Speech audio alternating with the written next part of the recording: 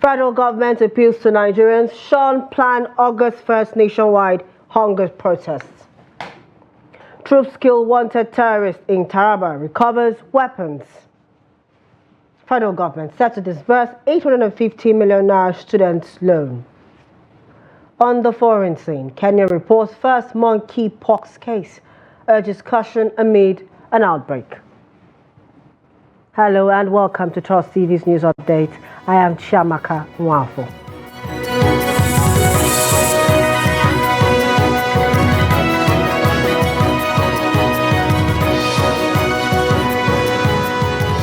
Thanks for joining us. As Nigerians count down to the planned hunger protest christened #EndBadGovernance protest, the federal government has once again appealed to Nigerians to shun the proposed demonstrations and embrace dialogue. A delegation of the federal government led by the Secretary of the Government to the Federation, George Akume, and some ministers made the appeal at a World Press Conference in Abuja. Noel Sampson was there for Trust TV and reports.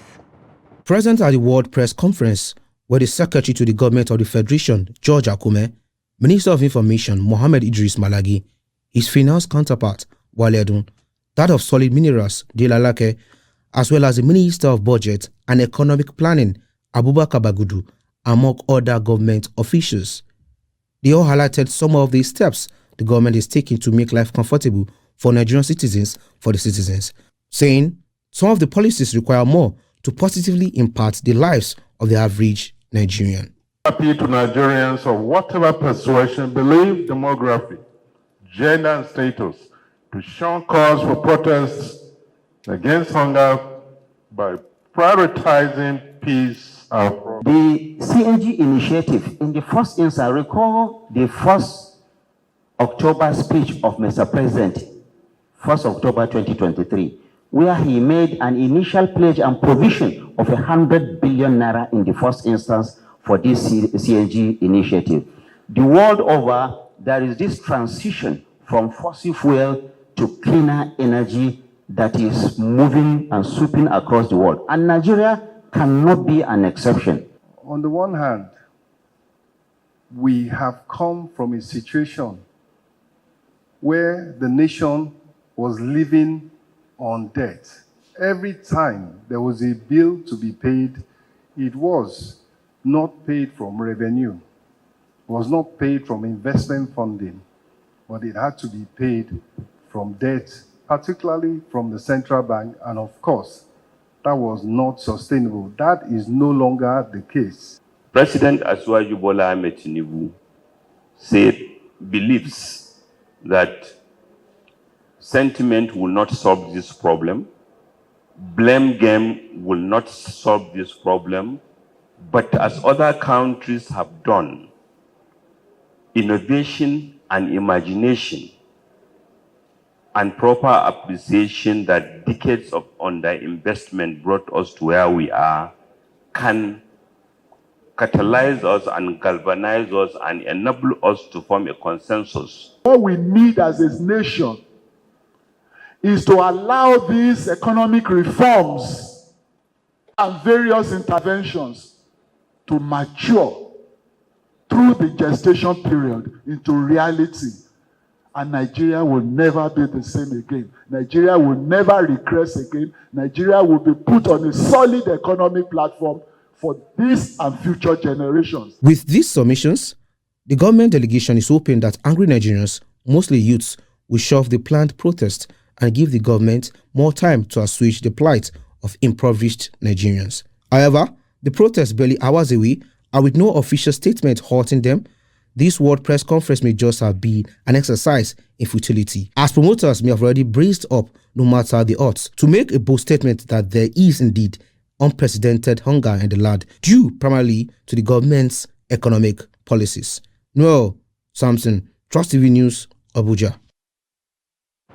Over in Plateau State, the residents of Jos, the capital, have expressed their views over the planned nationwide protest in the country. Promoters of the exercise have been calling on Nigerians to participate in the protest to demonstrate their anger over the rising cost of living and insecurity bedelving the country. Adam Musa has more in this report. Advocates of the protest have fixed August 1st for commencement of the planned nationwide demonstration against the rising cost of living, hunger, and insecurity across the country. While many Nigerians are against the protest, others support the call for the exercise. My opinion on the planned protest is that Nigerians have a right to protest. They also have right to self-expression, as contained in Section 40 of the 1999 Constitution as amended, and also Section 30 has also given Nigerians freedom to hold a particular opinion.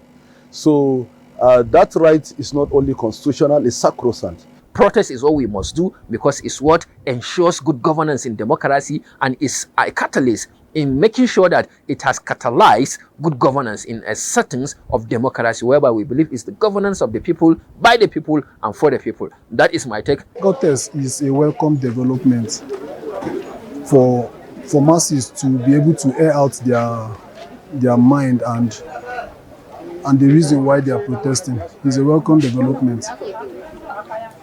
But the residents cautioned the protesters against violent demonstration. Yes, I am calling on them to be peaceful, to conduct themselves with all sense of civility and responsibility. And then they should also be organized. And then make sure that they did not litter the places and they should not carry weapons, because you cannot carry a dagger, an axe, or a knife and you call it a protest. Let my fellow citizens understood that protest violently can exert or can bring external forces to link or to interfere with what we call peaceful protest. So if actually we're going to protest because we're hungry, we're going to protest because we are agitating for good governance, we should abide by the rules of peaceful protest. Plateau State Police Command has also warned the protesters against any activity that may lead to loss of lives and properties in the state. Adama State, Trust TV News, Jos. Still in Plateau, the government has said it is not supporting the planned nationwide protest scheduled to hold on August 1 and appealed to youth, citizens and residents of the state to shun the exercise. According to the state government, embarking on the protest would rather incur more hardship in the country. Here's a report. The state government disclosed this on Tuesday during a sensitization meeting with leaders of various communities in the state. The state government said it is aware of the current hardship being experienced in the country. According to the government, the Nigerian economic hardship was inherited by the present administration. We have seen that protests on the plateau have a very thin line that they can turn into violent protests. And so we want to avoid that because we are tired of violence. We want peace. We want to enjoy the peace and serenity that God has given us. We want to optimize tourism on the plateau. We want to change the narrative on the plateau. Chief of Staff to the governor and Algon chairman in the state, while speaking at the event, said the protest will not be favorable considering the volatile nature of the state. Prove it to the people of Plateau that it is possible to have a new Plateau, a new orientation, and that it is possible to redirect our focus on creating an economy for Plateau State. And that is the focus of this administration. Therefore, the youth support in that regard is highly needed to allow us get to our desired destination. Therefore, we felt that this meeting is very, very crucial, and to be able to convey to the Plateau youth that crisis in most cases does not resolve issues, does not resolve issues. Please, Plateau State has leadership. It's also the state that is bound by religion. And I don't think any religion really allow protests. There are so many ways to solve problems. There is dialogue, roundtable, that is allowed for us to sit down and then solve our problems. Although some groups have rejected the protest, many have indicated interest in joining the exercise on August 1st against rising cost of living and insecurity in the country. Ado Musa, Trust TV News, Jos. Still on the protest, but over in Ogun State, the Commissioner of Police, Abiodun Alamutu, has appealed to parents, community leaders and leaders of thought across the 20 local government areas of the state to prevail on youths in their domains to shelve the proposed national protest against hardship in the country. Alamutu was speaking in Abeokuta, the state capital, at the state headquarters of the command in Elemoran, said that the proposed protest could undermine national security, hence the need for caution and dialogue. In the course of doing that, the Constitution also recognizes the fact that protests, if not coordinated and controlled, may affect the rights of other citizens that may not want to be part of such protests, and that is why we have the Public Order Act, and equally the Constitution recognizes the fact that protests should be conducted in a manner that should not threaten the security of the country. Security matters. Troops of 6th Brigade Nigerian Army Sector 3 Operation Well Stroke have killed a wanted notorious terrorist in Adama State. Disclosing this in a statement, the Acting Assistant Director of 6th Brigade Army Public Relations, Captain Oni Olubodunde, said the operation was conducted on July 29 along Beji, Afia, a Bother community to Ukum local government area of Benue State. He stated that the operation was part of a series of coordinated efforts by the brigade to dismantle terrorist hideouts and ensure the safety and security of the residents of Adama State. Items recovered include one AK-47 rifle and magazine, 7 rounds of 7.62 mm special ammunition, 2 mobile phones, and assorted charms. The military identified the neutralized person as Odumegu, the second in command to Full Fire, a leader of a notorious terrorist gang operating around Taraba and Benue State, who has been on the wanted list of security agencies. The Nigerian Educational Loan Fund has said it will disburse the sum of 850 million naira to institutions as fees this Wednesday. The managing director of the fund, Akintunde Sawyer, made this known during a press briefing in Abuja on Wednesday. According to Akintunde, this is a part from the over 1.7 billion naira that has been disbursed to about 20,000 students. Earlier, Sawyer revealed that the fund had disbursed institutional fees to 20,000 students through their institutions. He also noted that a total of 260,000 loans, including institutional fees and upkeep, have been approved. No fewer than 1.2 million students are expected to benefit from this cardinal program of President Bola Tinubu's administration. It will be recalled that President Bola Tinubu had approved 35 billion naira for the takeoff of the scheme after signing the law backing the scheme on April 3rd. The Senate has repealed and reenacted the 2024 Appropriations Act. The amendment was made during an emergency plenary sitting, which cut short the senior lawmakers' recess, which was supposed to end on September 17th. Leader of the Senate, Okpeyemi Bamidele, who sponsored the bill in his lead debate, stated that the amendment became necessary following the critical observations made by the Directorate of Legal Services of the National Assembly. The amendment harmonizes the 2024 Appropriations Act as well as the 2024 Supplementary Appropriations Act as one to run till December 2024.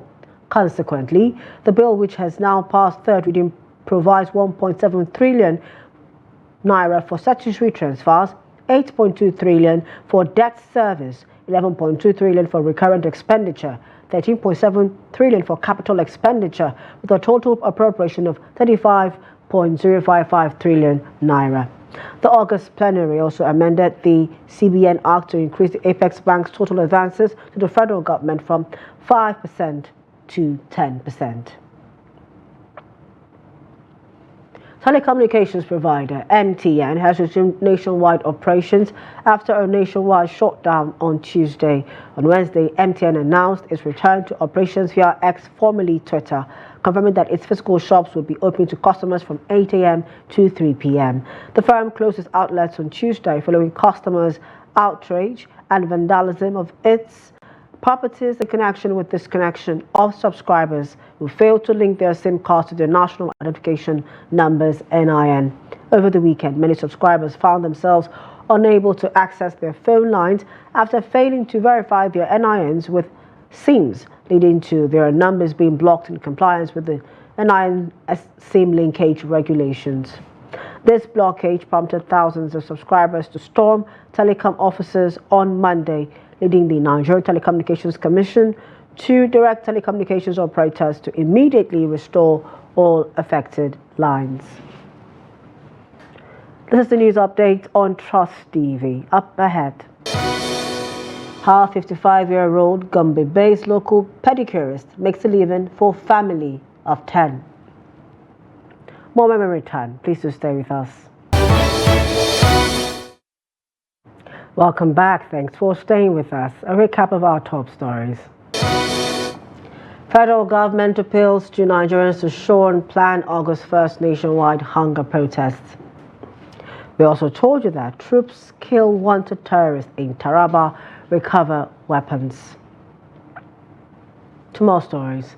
Traditional pedicurists are known for trimming nails for commercial purposes. Seasonal migrants usually take to this trade while in urban centers. Although they are seen as low-income earners by many, Gombe-based Muhammad Lawan, however, says the skill is a lifesaver for him. Hassan Kohli tells us more in this report. Muhammad Lawan leaves his house every day, hoping to find work to enable him support himself and his family. Muhammad, 55-year-old, traverses the city of Gombe on foot in order to work and make a living. He says the need to support his family is the driving force behind his business. I had tried different trades and skills in the past, like selling watches and trading rice, but both of those ventures failed. One day, while I was sitting in Wukari, I got a call from home saying that my parents had nothing to cook. I quickly went around the town and started a pedicure business, and for the first 30 years, I only rely on it to take care of my family. In fact, it helped me succeed in life. Muhammad Lawan, who has 10 children, claims that life has changed from what it was before, even though he still looks after them. I have 2 wives and 7 children that I have to take care of at all costs. Right now, we are just managing and adapting to the current economic condition. We are optimistic that our leaders will come up with policies that will ease the hardship. Muhammad believes that with the level of hardship occasioned by the economic downturn in the country, people have a solution on their hands by working hard and being committed to their daily endeavors while hoping for divine intervention. From Gombe, Hassan Kohli reporting for Trust TV. Over in Adama State, the government says it has received fertilizers from the federal government for onward distribution to farmers for this year's farming season. The State Commissioner for Information also told journalists in Yola that the state is yet to receive the 20 trucks of food items allocated to it by the federal government. Gibson Swadigo filed this report from Yola. The State Commissioner for Information deploys the mechanism put in place to help farmers and residents overcome the present hardship they are going through. He explains that the state government has received fertilizers from the federal government, but still waiting for the 20 trucks of food items. The government of Adama State has been proactive in distributing relief items to the people of Adamawa State over time within the limit of its resources. The government also acknowledged the receipt in part of fertilizer allocated to Adamawa State government and distribution of of some is ongoing, and as they keep arriving together with the ones procured by the state government. The Adama State government is yet to receive the purported 20 trucks of food items allocated by the federal government to the state. The state government expressed worries over the planned nationwide protest, but reminds citizens of the need to protect both private and public properties. The Adama State government, while acknowledging the right of Nigerians for a free, peaceful, and lawful assembly, admonished the good people of Adamawa State to avoid gathering that could snowball into disastrous outings for miscreants and hideout creatures to take advantage of and wreak havoc on the people, leading to loss of lives and properties. The state government said while it's the right of citizens to protest, they should do so within the ambit of the law. Gibson Soadugo, Trust TV News, Yola. Away from Nigeria, in Kenya, the country has detected its first case of monkeypox, the health ministry said on Wednesday, as the regional East African bloc urged caution in the face of an outbreak. The case of the viral infection was detected in a passenger at a border crossing in southern Kenya, the ministry said in a statement, adding that the person was traveling from neighboring Uganda to Rwanda through Kenya. It followed an announcement from Burundi on July 25th of 3 confirmed cases, while the Democratic Republic of Congo on July 20 reported more than 11,000 suspected cases, including around 450 deaths. The outbreak triggered a warning on Monday from the 8-member East African Community (EAC), which called on countries to educate their citizens on how to protect themselves and prevent the spread of mpox, which is monkeypox. The bloc would convene a meeting of health experts to deliberate on the situation, it said, without giving a date. Mpox, formerly known as monkeypox, was first discovered in humans in 1970 in the Democratic Republic of the Congo. It has since been mainly limited to certain West and Central African nations, with many people catching it from infected animals, such as when eating bushmeat.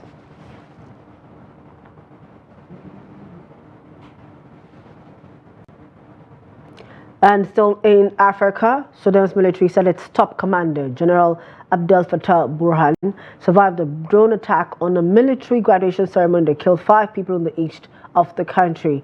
The military said in a statement Wednesday that the attack by 2 drones took place in Gebiet, a town in eastern Sudan, after the ceremony ended. Burhan, who was attending the ceremony, was not injured, according to Lieutenant Colonel Hassan Ibrahim of the military spokesman's office. The assassination attempt comes nearly a week after the head of Sudan's paramilitary forces said he planned to attend ceasefire talks in Switzerland next month, hosted by the United States and Saudi Arabia. And in sports, Kano Pillars Football Club has announced the sack of its technical advisor, Paul Ofo. A statement signed by the chairman of the club, Ali Mohammed Umar, said the decision was made in good faith and with mutual consent, underscoring a shared understanding between both parties. Paul Ofo joined the club on a 1-year contract under the previous board that was dissolved by the state government after the expiration of their interim period. The chairman expressed his appreciation for Ofo's cooperation and positive attitude throughout his stay at the club and during the discussions leading to the mutual decision. He pointed out that the club is set to appoint a new technical advisor to steer the team in the upcoming 2024-2025 Nigeria Premier Football League season, adding that the selection process is already underway. And with that, we've come to the end of news updates at this hour. For more of our news, programs and documentaries, please do all to follow us on all our social media platforms and on our YouTube live stream. I am Chiamaka Nwafo. Thank you for joining us.